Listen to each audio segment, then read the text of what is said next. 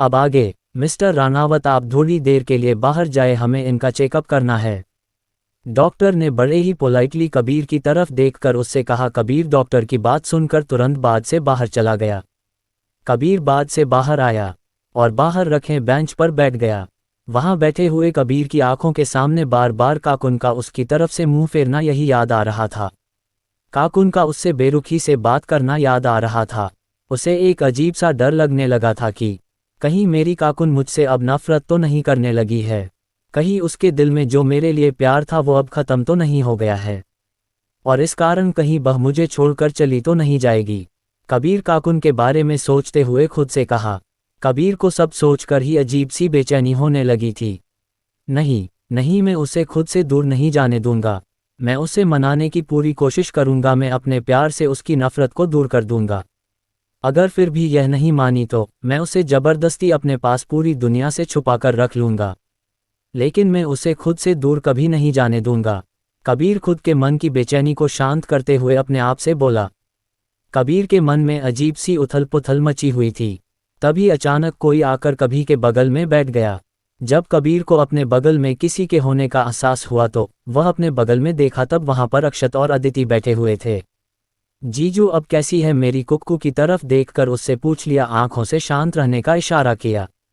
और आप ऐसे यहाँ बाहर क्यों बैठे हैं, कुछ हुआ है क्या कुक्कू को?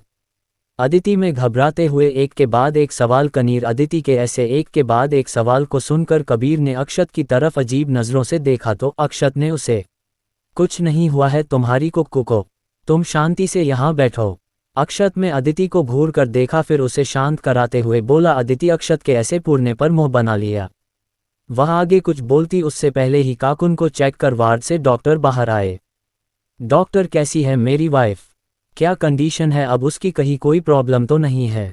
अक्षत डॉक्टर को काकुन के वार्ड से बाहर आते देख कबीर तुरंत डॉक्टर के पास जाकर उनसे सवाल किए। मिस्टर रानावत, आपकी नाइफ अब पहले से बेटर है, लेकिन अभी उन्हें कुछ दिन यही हॉस्पिटल में ही रहना पड़ेगा, क्योंकि उनके सिर पर काफ़ी चोट आई है और उनके हाथ पैर में भी बहुत चोट आई है, इसलिए उनको पूरी तरह से रिकवर होने में अभी थोड़ा टाइम लगेगा।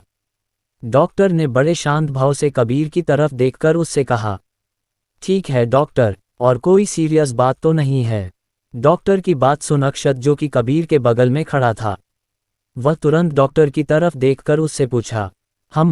एक बात का आप लोगों को खास ख्याल रखना होगा कि इस बीच जब तक वो पूरी तरह से रिकवर नहीं हो जाती, इस बीच उन्हें बिल्कुल भी स्ट्रेस या तनाव का माहौल मत दीजिएगा, वरना यह उनके लिए बहुत ही बुरा साबित होगा। जितना ज़्यादा से ज़्यादा हो सके आप लोगों उन्हें खुश रखने की पूरी कोशिश करिएगा। डॉक्टर ने अक्षत के सवाल को सुनकर थोड़ा सीरियस टोन में कक्षा, फिर तुरंत वहां से दूसरे पेशेंट को चेक करने के लिए चले गए।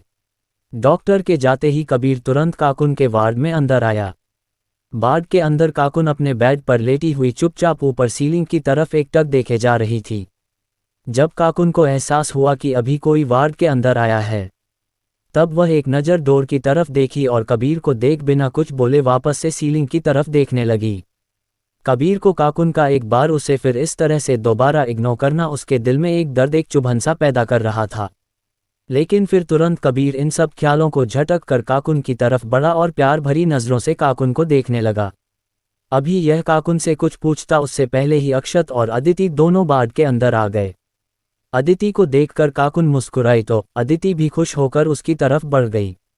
ओह हेलो मैडम, ध्यान कहाँ था तुम्हारा, एक दिन में कॉलेज नहीं आई तो तुम ये कांड कर बैठी, बिल्कुल भी अपना ध्यान नहीं रखती ना तुम, कब सुधरोगी, कब अपना ध्यान रखना सीखोगी? अदिति काकुन के पास आकर उसे देख गुस्सा करते हुए उससे बोली। काकुन कुछ नहीं बोली, वो बस चुपचाप अदिति की तरफ देख मुस्कुरा रही थी, जैसे किस ख्याल में डूबी हुई थी।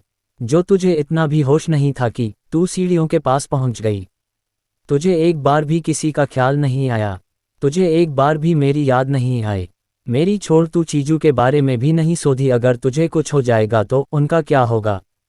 काकुन के कुछ ना बोलने पर अदिति उस पर गुस्सा करते हुए दोबारा उससे बोली।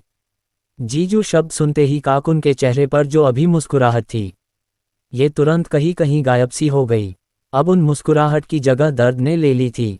अदिति की नज़र अभी भी काकुन पर नहीं गई थी, पर वहीं कोई था जिसकी नज़रें पूरे समय काकुन पर ही टिकी हुई थी, और कोई और का भी था।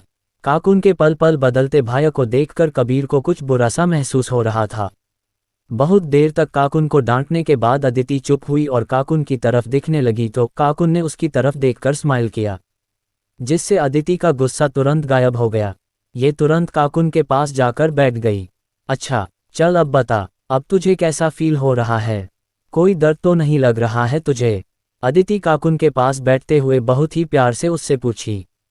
अभी तक तो नहीं हो रहा था, लेकिन तेरी इतनी लंबी चौड़ी डांट सुनकर मेरे सिर में दर्द जरूर होने लगा। अदिति के सवाल को सुनकर काकुन उसकी तरफ देख उससे बोली।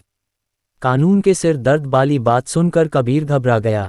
क्या हुआ बाडफी, तुम्हें तुम्हारे सिर में दर्द हो रहा है? मैं अभी डॉक्टर को बुलाऊं? रुको, मैं अभी डॉक्टर को बुलाकर लाता हूँ।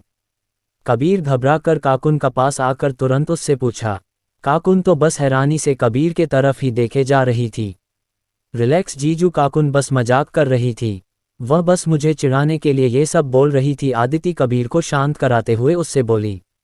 अदिति की बात सुन कबीर एक नज़र उसकी तरफ देखा और फिर तुरंत बाहर से बाहर चला गया। हाथ कुक्कू, तू इस मामले में बहुत लकी है, जो तुझे इतना प्यार करने वाला हस्बैंड मिला है। सच में जीजू तुझे बहुत प्यार करते हैं और वह हमेशा तेरी कितनी ज़्यादा चिंता करते रहते हैं।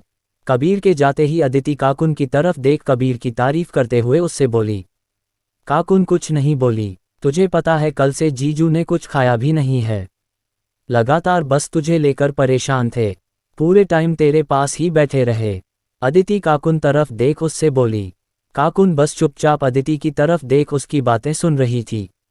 उसे तो विश्वास ही नहीं हो रहा था कि कबीर ऐसा भी कर सकता है। ये चुप थी, लेकिन उसके मन में बहुत कुछ चल रहा था। अब उसके मन में क्या चल रहा था, ये तो बस वही जानती थी। वार्ड से बाहर आकर कबीर घबराहट से यहाँ वहाँ टहल रहा था।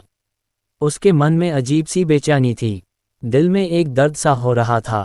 उसकी आंखों के सामने बार बार यही सीन आ रहा था, जब काकुन ने उसे देखकर अपना मुंह फेर लिया था और अदिति को देखते ही मुस्कुराने लगी। ये बात उसे दिल ही दिल में बहुत चुभ रही थी।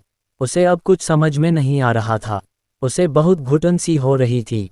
वह तुरंत वहां से ताज़ी हवा लेने के लिए सीधे टेरेस पर चला गया और वहां जाकर तुरंत अपने पेंट से सिगरेट निकाला और उसे जलाकर लंबी लंबी कश लेने लगा। वह सिगरेट के कश लेकर अपने अंदर हो रहे दर्द को कम करने की कोशिश कर रहा था। दिल में दर्द सी हो रहा है ना, और ये दर्द बर्दाश्त भी नहीं हो रहा। कबीर टेरेस पर बेचैनी से घूम रहा था, तभी पीछे से किसी की सर्द आवाज। To be continued.